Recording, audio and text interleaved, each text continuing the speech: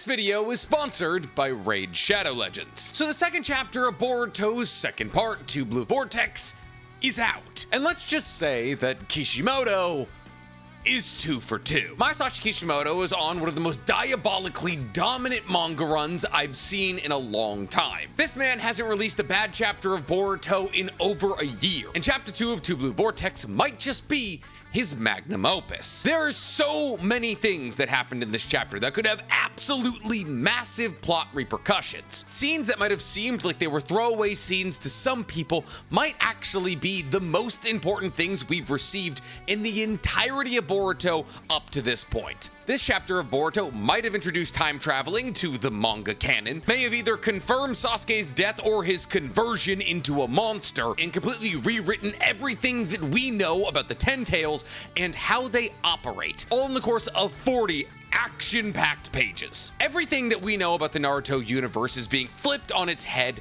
every single chapter. If you don't actively read your Boruto chapters while taking notes, then unfortunately you and I come from slightly different camps. But that's good. That's why you're watching today's video. Because as somebody with almost the entirety of Naruto's knowledge inside their head, every little thing that happens inside of a chapter like this can lead me to a million different conclusions. And therefore today, I want to go over this chapter with you, and I want to cover some of the things you might have missed and what they might mean for down the line plot repercussions in Boruto.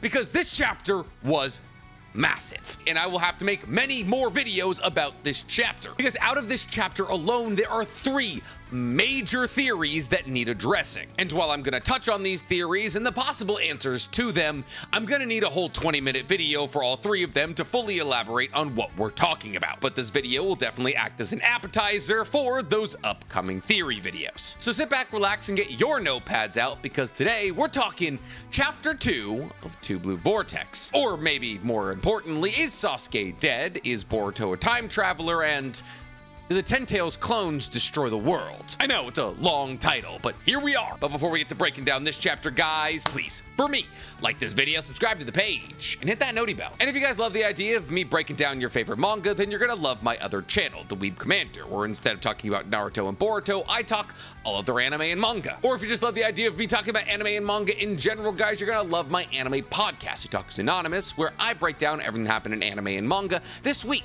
with Danny Mata. It's available on YouTube, Spotify, and Apple Podcasts. Or if you want to rock some of the coldest anime gear on earth, guys, go ahead and check out my brand new merch website, whotalksanonymous.net, where you can pick up things like these Naruto political tees, or my anti-Sasuke Naruto crew necks, and so much more. But before we get into all that, guys, today we gotta talk about one of our favorite recurring sponsors to the page, Raid Shadow Legends. Let's be real, this isn't the first Raid Shadow Legends ad you've seen, but there's a reason that Raid Shadow Legends keeps popping up everywhere you look. And that's because Raid Shadow Legends, year after year, continues to be the greatest mobile game ever created. A game with hundreds of champions to collect, incredible graphics, gripping PvE content, and a super in-depth RPG battle system, all from your phone. But Raid's now giving you another reason to play the game, as Raid is increasing its already insanely deep roster of champions with an entirely new class of champions, rarity mythical. Yes, that's right, these characters are a step above legendary. And not only are they a rank above legendary, but they also come with a brand new ability,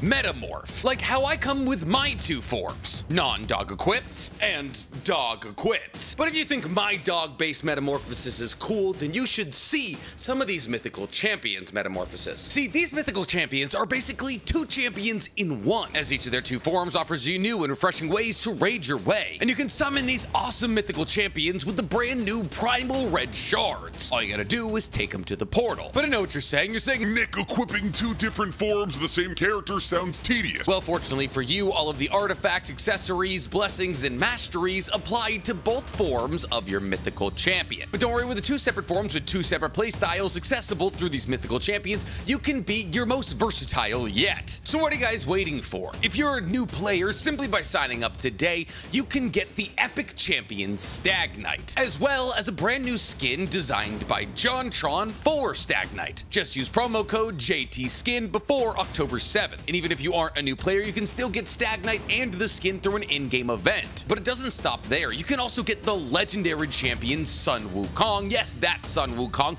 based off the Journey to the West, simply by signing on to Raid for 7 days between now and October 23rd. Yes, that's right, just log in 7 times and you get a legendary champion. But wait, there's more. If you scan the QR code on screen right now or use the link in my description, you can not only get the epic champion Drake, but also a bunch of other useful goodies, like energy refills, skill tomes, and an XP booster. And once you're all settled in and ready to raid your way, you can find me in-game through my user tag on the screen right now. Hit up the link in my description or scan the QR code on the screen right now, and I'll see you on the battlefield. It's time to raid your way. Woo! Where to start? Fortunately, when you're talking about a chapter of manga, you get to start at the beginning. And the beginning of this chapter was no joke. See, obviously a month ago, we got chapter 1 of Two Blue Vortex. And in chapter 1, we see that Code is invading Konoha with his 10 Tails clones. Or as they refer to them in Boruto, Claw Grimes. At least in the fan translation that I'm reading, they're called Claw Grimes. They might be just called Claw Monsters or Claw Clones or it doesn't matter. In the first panel of chapter 2, it's revealed to us that Code is looking for Boruto. And Code is trying to loft himself over Boruto and be like, I invaded Konoha to drag you out. I didn't think you would be this easy. At which point Boruto cements the fact that he is not his father and he was not trained by Jiraiya. Let's see Boruto right out of the gate with some of the first lines that he speaks in the time skip of his own story. Very much establishes that he was trained by Sasuke, not Jiraiya. There was no meditating, there was no splitting of popsicles, there was no peeking on women. This is Boruto, let's get at it, Uzumaki. And thus Boruto warns Code, withdraw your monsters from here or die. No talk no jutsu, just Glock no jutsu. However, Code says something very interesting in response to Boruto being like, I'll kill you. And not just very interesting because it's a cheeky little retaliation, very interesting because it has massive plot repercussions. See, we learned last chapter that Code has been looking for Boruto for 2 years. But we also learned last chapter that the time skip was 3 years, which means for the first year of the time skip that Code either wasn't looking for Boruto or couldn't look for Boruto, or that Boruto and Sasuke were battling against Code for the first year and Boruto was running from Code for the second 2 years, as Code says that he's been chasing Boruto for 2 years. So Code, in response to Boruto saying, pull your monsters out of here or I'll kill you, says, 2 years ago, didn't you run away without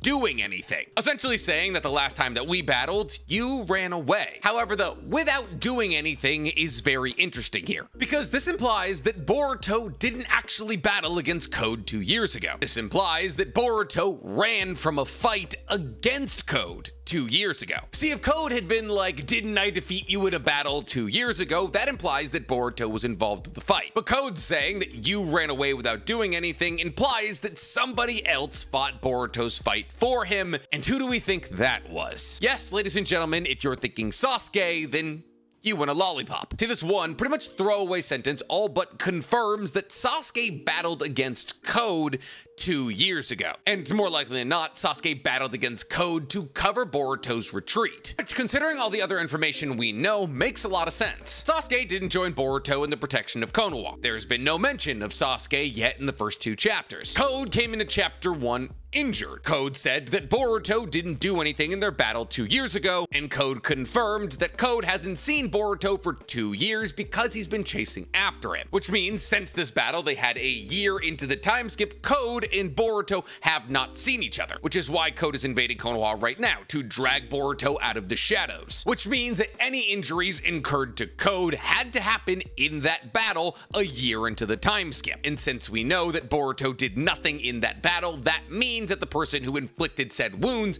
had to be Sasuke. And now in response to this jab, Boruto says, you heard me, right? If you battle against me, you'll be leaving with a lot more than just the loss of your left eye. Once again saying that he is willing to and will kill him. However, I couldn't help but realize that when these two were throwing verbal jabs at each other, that Code lost his left eye, and Boruto obviously was cut on his right eye, meaning they kind of have matching scars. However, Code isn't the only important person here who's lost his left eye, because you know who else is important to the story and also lost their left eye at the hands of Boruto?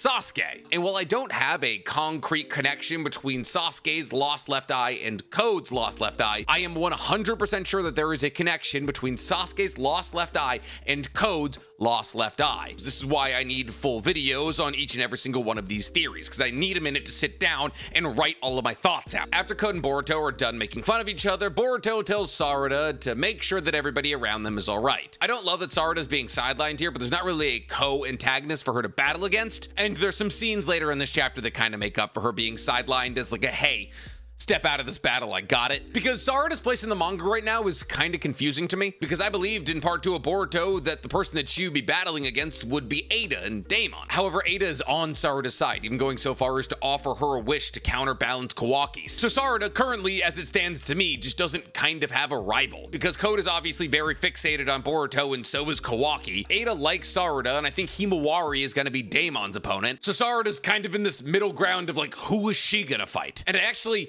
might have an answer to that. We then get a couple of scenes of Team 10 battling against the Claw Grimes, and considering the fact that these are Ten Tails clones, they are easily Jonin class enemies, as the White Zetsu and Ten Tails clones from the 4th Great Shinobi World War, which these should be at least as strong as, were considered Jonin class enemies. And considering the fact that these Genin are battling against these Jonin class enemies, I have no hesitancy in saying that this class of the Konoha 13 are stronger than the original Konoha 13, as pretty much everybody from the Konoha 13's major feats are tied into the fact that they defeated White Zetsu and Ten-Tailed clones in the 4th Great Shinobi World War. So the fact that people like Team 10 are able to battle against equal level opponents to the opponents that the majority of the Konoha 13 battled against in the 4th Great Shinobi World War, without 300 chapters of power-ups to get them to the 4th Great Shinobi World War, as we are in chapter 2 of part 2 of Boruto, implies to me at least that this generation is stronger than the previous. And it's a possibility that these Claw Grimes actually have the ability to be stronger than the Ten Tails clones and the White Zetsu we saw in the 4th Great Shinobi World War. As one Claw Grime in particular that's battling against Team 10 proves itself to be a superior Claw Grime. See, there's one Claw Grime in particular that gives Team 10 a ton of trouble. This Claw Grime almost eats Chocho and then is swept up by Inojin at the last moment. However, Inojin is only able to hold this Claw Grime with his painted giant hawk for so long until it uses its tail to destroy his construct, at which point Himawari, who's with Inojin, falls off the hawk and is about to be eaten once again by this Claw Grime. However, Himawari is saved by a combination of Inojin and Kawaki, and Kawaki comes in and boots this Claw Grime. However, that's not enough to take this Claw Grime out, as it bounces with its tail and catches its footing. And upon catching its footing, it does something rather interesting. See, upon gathering its footing, this Claw Grime opens its left eye. And in its left eye, it has a Rinnegan, which should be impossible. Let's quickly go over a couple of ways that one can achieve a Rinnegan in the Naruto universe. You can either acquire the chakra of both Indra and Ashura's reincarnations and combine them into one vessel, at which point their eyes will awaken into Rinnegan. That is to say that the vessel's eyes will awaken into Rinnegan, and this is evidenced by the fact that Madara was able to awaken a Rinnegan after combining with Hashirama's cells, or you can be given a Rinnegan by the original wielder of the Rinnegan's powers, Hagoromo. Well, not like the original, you get it, the original wielder on Earth. And this is how Sasuke acquired his 6 Tome Rinnegan. Now, the actual mechanics behind how Sasuke acquired his Rinnegan are somewhat hazy, as some are in the camp that Hagoromo simply gave him a 6 Tome Rinnegan, while others are in the camp that the activation of Hagoromo's chakra within Sasuke caused one of his eyes to awaken to a 6 Tome Rinnegan. But the only important takeaway here is that Hagoromo was essential in Sasuke's awakening. Now, the third way that somebody can awaken Rinnegan isn't actually confirmed. However, when we consider the fact that Orochimaru was able to genetically create a Mangekyo Sharingan for Shin Uchiha, it's not insane to assume that we might hypothetically be able to grow Rinnegan, especially if somebody like Orochimaru, who's obviously a genius but nowhere near on the level of Kara's science, was able to create regular Sharingan and MS. So of those 3 possibilities, which sounds the most likely to you as to how this Claw Grime was able to awaken a Rinnegan in its left eye? Well, if you ask me, there's a couple of different possibilities. Yes, there is absolutely a chance that Code somehow cracked the code on how to create Rinnegan and is now making them in a lab and implanting them into some of the Claw Grimes. Now, I say some of the Claw Grimes because this specific Claw Grime is determined to be superior and is the only Claw Grime we not only see with eyes, but a Rinnegan, which means that there is only one Claw Grime that appears to have a Rinnegan. At least thus far. And this one claw grime has already been identified to be superior. So it is technically a possibility, but not a great one, because this would kind of be a boring answer to how did the claw grime get a Rinnegan. That Code cracked the code on how to make Rinnegan and is implanting them slowly but surely in some of his more powerful claw grimes. However, the introduction of a way to mass produce the most powerful dojutsu known to mankind would be incredibly detrimental to Boruto's plot as a whole. Okay, then let's talk about the other ways. There is a possibility that this claw grime in particular has both Naruto and Sasuke's chakra and therefore was able to awaken a Rinnegan. That could work, though that process does take decades, but that process could be accelerated by the fact that this is a clone of the Ten Tails we're talking about here. And I feel as though I don't have to explain to you that there's no way that this one claw grime in particular was blessed by Hagoromo to receive a Rinnegan. Well, if you chose any of them, you're probably wrong. Yes, that's right, because there was a fourth option, and that fourth option is the claw grime is Sasuke. Let's recap what we know about this claw grime. It's been identified to be superior to all other claw grimes, very clearly and very blatantly. In fact, the person who made that astute observation was Shikadai, one of the smartest people in the Naruto universe. And the thing about this claw grime that makes it the only one of its kind is the fact that it has a Rinnegan. And there is currently one Rinnegan in existence right now. And that one Rinnegan belongs to Sasuke. Now, that one Rinnegan has been destroyed. However, it's a possibility that the massive chakra pool and possible healing factor of the Ten Tails was enough to be able to fix said destroyed Rinnegan. And now you're asking the question, well,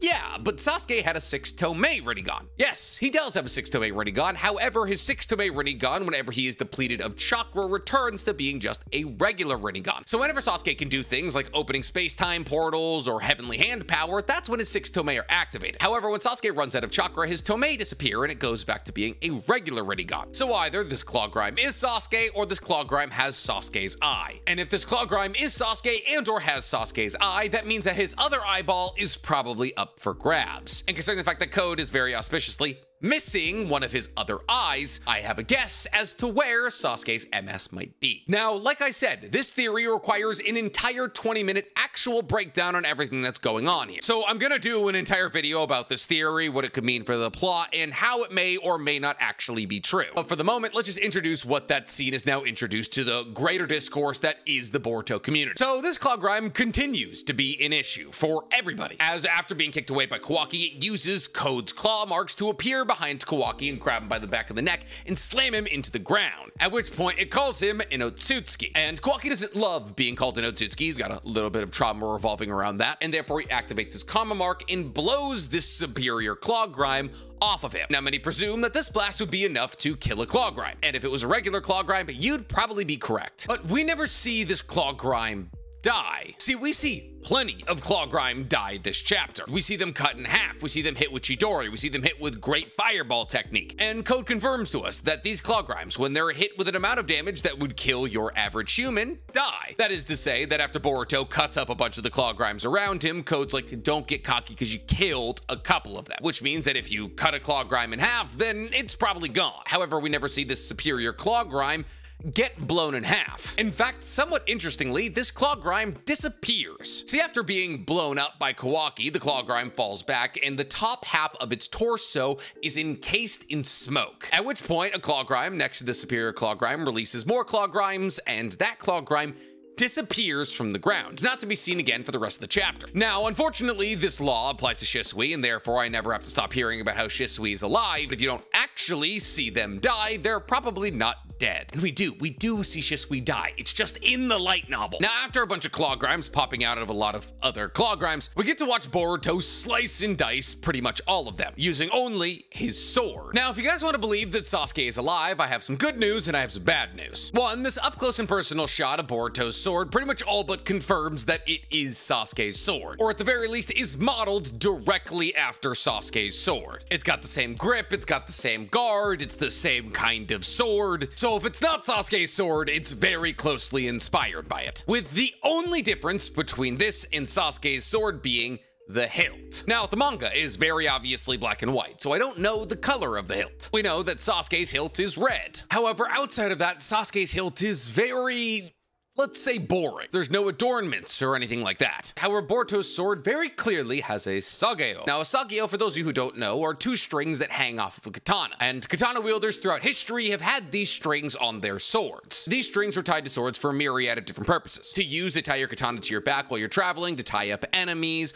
or as a part of etiquette, as you tie one part of the sageo to a certain part of your belt, depending on the type of katana fighting style you practice in. As far as I can tell, Sasuke's sword does not have sageo, but Boruto's very clearly does. But then again, it could be lazy animation, or I just can't find a good enough photo of Sasuke's hilt. But regardless of whose sword it is, Boruto has very clearly, like most aspiring Discord mods, become a master of the blade. And after cutting down at least 6 claw grinds in a matter of seconds, Boruto has established that he is not the same little boy who ran in a battle against Code 2 years ago. And he makes that clear to Code, saying that if they continue this battle, he'll kill each and every single claw grind. But Code responds by saying that there's plenty and that they're just tools to him. At which point Boruto says probably the most interesting line in the entirety of this chapter, and that's saying something. It's at this point that Boruto says, "You still don't understand the horrors of the Ten Tails."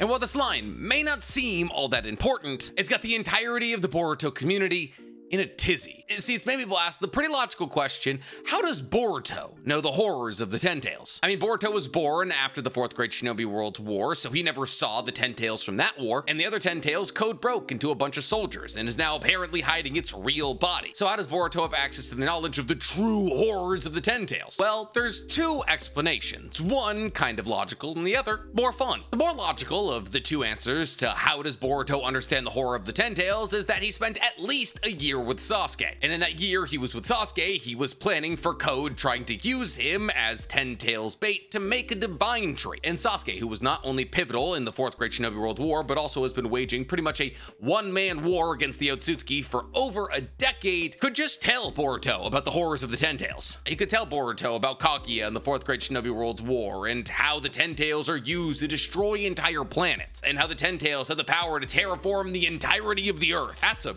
possibility, and it makes a lot of sense. But what about time travel? Have you thought about time travel? Because here's the other possible answer to how Boruto understands the horrors of the Ten Tails. Well, in order to explain this answer, I have to give you a little bit of important context. See, in the 4th Great Shinobi World War, specifically at the end of the 4th Great Shinobi World War, after Madara had been donut holed and Kaguya had appeared, Kaguya is battling against Team 7 and Obito in one of her dimensions. And in this dimension, we see that Obito and Naruto are battling against Kaguya. However, in the background of this shot, there is a shadowy figure. And ever since this panel was drawn in 2014, mind you, people have been hypothesizing about who this could possibly be. For years, and I mean years, people hypothesized that this shadowy figure was Shisui. More logical-based people realized that this wasn't Shisui and tried to find the actual answer for who this might be, which led people like myself to come to the conclusion that it was probably Sakura. However, this shadowy figure, even in the colorized version of the manga, appears to be wearing all black, and also appears to be wearing a cloak of sorts. And thus people believe that Boruto actually time traveled back to the 4th Great Shinobi World War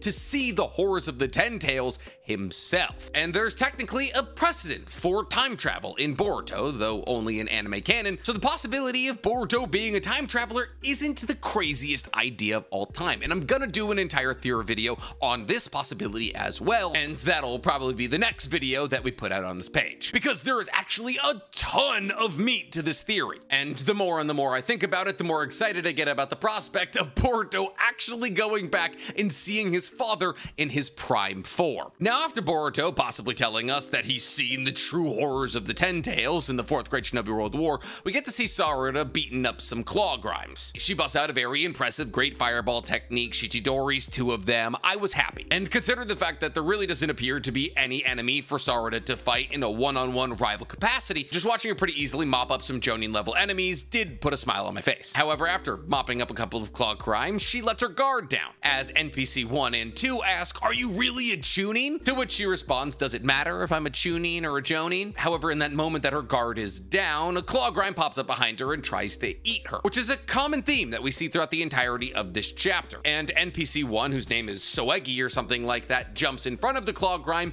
and he gets eaten instead. Should have been the last inheritor of the Sharingan, Soegi, and that way you probably would have gotten more screen time. But something interesting happens to Soegi upon being bitten by one of the claw grimes. And that interesting thing is, he turns into a tree. And this happens again. As Sarada pans away from Soegi turning into a tree, she realizes another NPC is currently being bitten by a claw grime, and he too turns into a tree. It's at this point that we cut back to Boruto and Code, talking about the Ten Tails. And Code says, I've always known everything there is to know about the Ten Tails. I know they feed on Otsutsuki until they finally consume one and become a divine tree. But in actuality, Ten Tails are a lot simpler than that. He says that Ten Tails don't only eat Otsutsuki, they eat everything. They feed on anybody and anything, sheerly based on instinct. And in this sense, they're a lot like pure Titans in Attack on Titan. That is to say that they eat humans with hopes of one day one of those humans being a Titan shifter so that they can return back to being a human. However, in this case, the Ten Tails eat humans, hoping one day that that human is an Otsutsuki so they can turn into a divine tree. However, Ten Tails that just eat regular humans don't turn into a divine tree, they just turn into a tree. But Boruto says something really interesting and something I haven't cracked the code to yet in response to Code relaying this information. See, Boruto says, well, normally that would be true, but not anymore. And then he says that's because of the transformation you've added, which implies to me that somehow Code has messed with the Ten Tails to make sure that when it eats an Otsutsuki, it won't grow a divine tree. However, that makes no sense to me because that's Code's ultimate goal. He wants to feed an Otsutsuki to the Ten Tails to make a divine tree to eat the chakra fruit. In fact, he reaffirms that the next page in this chapter. So maybe they're saying that because of the transformation added to these Ten Tails, they no longer eat everything based on instinct, which would make a lot more sense. I assume there would be a possibility that Code could have added a transformation to the claw grimes that would make it so that they would only eat people from Konoha or his enemies. That is to say that Code has rewired their instincts. Or it's a possibility that the reason that these Ten Tails turn into trees is because of the transformation that Code put them under. And that in actuality, a Ten Tails that just eats people wouldn't turn into a tree. It would just continue eating until it had eventually found an Otsutsuki. But like I said, I don't really know, but I feel like this line is really important. But Boruto proceeds to say that there is still time, that Code still has time as the creator of all of these claw grimes to destroy them all, and that if he doesn't, it will lead the world into the worst possible future. To which Code reaffirms that he wants to destroy the world by feeding a Ten Tails and Otsutsuki in the first place, so he can't imagine a future much worse than that. And thus Boruto gives Code his last warning, saying, I'll spare your life if you show me where the Ten Tails real body is. Now, for a long time, we all assumed that Code broke down the entirety of the Ten Tails into his claw grimes. However, this one line has showed us that that's not the case, which makes sense considering what we've seen from Naruto as a whole. I mean, it's not like the Ten Tails in the 4th Great Shinobi World War broke down entirely into Ten Tails clones. It was able to shed parts of its body off to make Ten Tails clones to fight the more meager battles, but the Ten Tails real and main body remain. And thus apparently Code has hidden away the Ten Tails main and real body, with the claw grimes representing only a mere fraction of its actual mass. But Code doesn't give in because why would he? And thus Boruto says, really, there's no reason for you to die in vain. Killing you will be very easy for me. To which Code basically says,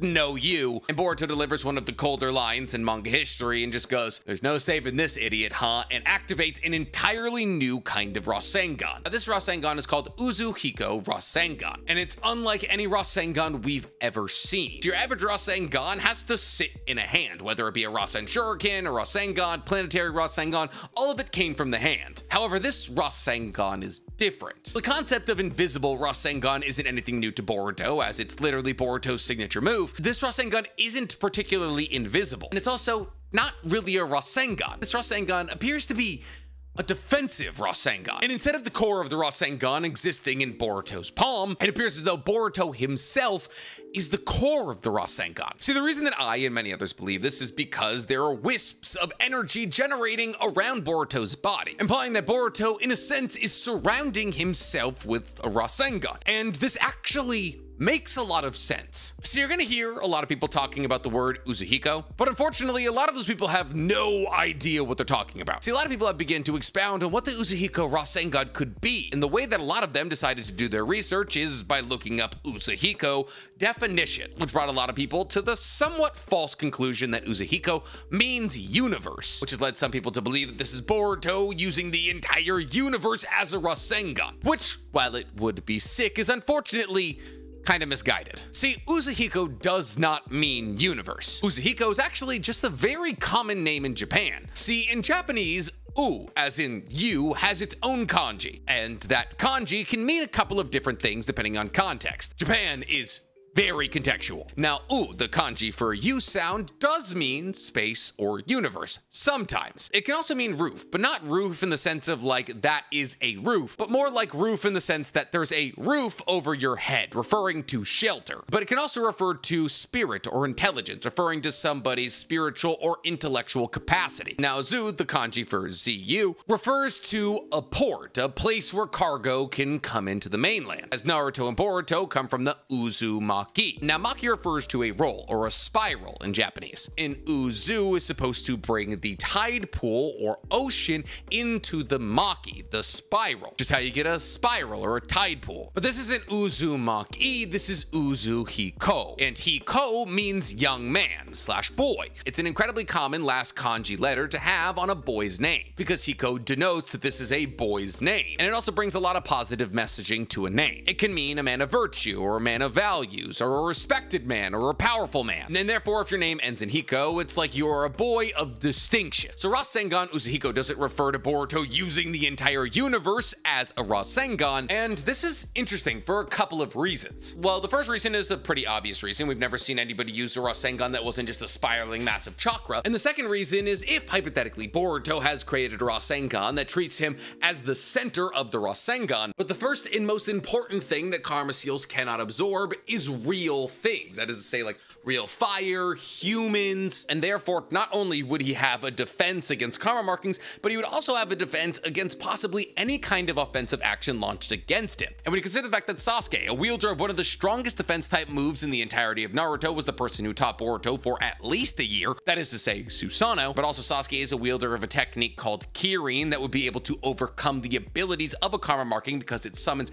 actual lightning, which could lead to the reason why Boruto is so overly confident that Code has no chance against it. And considering the fact that wind exists everywhere, it's not crazy to believe that Boruto has somehow found a way to spiralize it around his body. And thus, in actuality, Boruto has created an incredibly powerful weapon against karma markings and Rinnegan palms. And on top of the fact that Karma Mark wielders and Rinnegan wielders won't be able to absorb his defensive countermeasures, which concern the fact that Boruto may have a way to nullify other people's karma markings and have his own, I can understand why he feels so confident against Code, leaving us with way more questions than answers, but genuinely, can we be upset about that? I have at least 3 more videos coming out about this chapter in the next couple of weeks because we need to dive into it. And if you're not reading Boruto yet, please, for the love of God, read it. It's so good. This is one of the wildest times to be a Naruto fan ever. But then again, maybe I'm alone on that take. Did you guys enjoy this chapter? If you did, tell me in the comments below. And while you guys are down there, please,